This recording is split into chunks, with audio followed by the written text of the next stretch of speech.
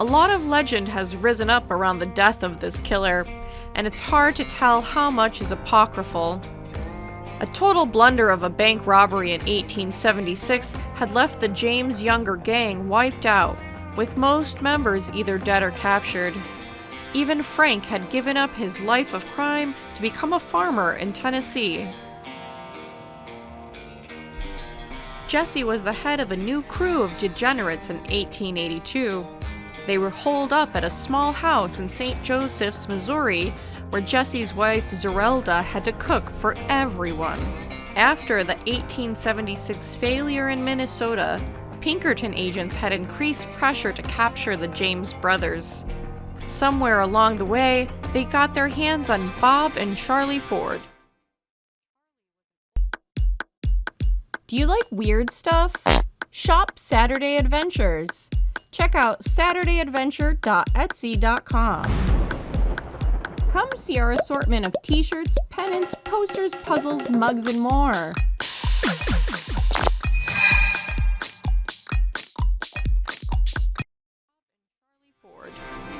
Charlie was an old friend of Jesse's that had thieved with him for years, but Bob was a green recruit.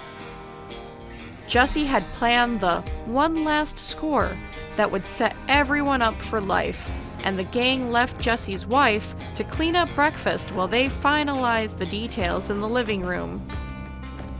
Bob Ford thought Jesse suspected the brothers were going to betray him, so when Jesse took off his gun belt and turned his back to adjust a picture on the wall, Bob took out his gun and shot Jesse in the back of the head.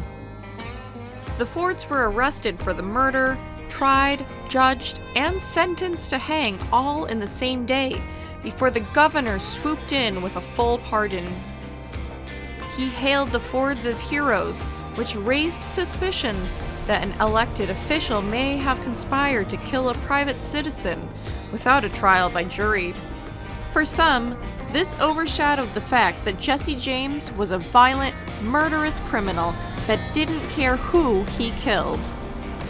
Justice passed over Frank James. He was expected to retaliate after Jesse died.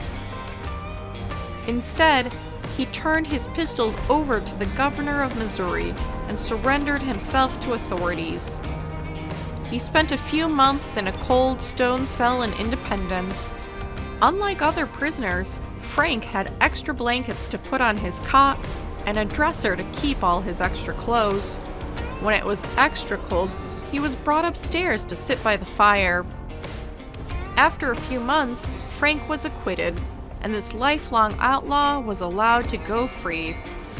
The terms of his release specified he would not be extradited to Minnesota, where his gang was known to have murdered several innocent people. Frank's final years were spent bouncing from job to job. The one-time murderous thug found himself toiling as a shoe salesman, and then as a ticket taker for a burlesque club. For a while, he was involved in a Wild West show before spending his last days giving tours of the James family farm. For a time, Jesse's body was buried in the front yard beneath an 8-foot stone that declared he was murdered by a traitor and a coward. When his body was moved to the nearby Kearney Cemetery, that stone was chipped away by tourists until almost nothing remained.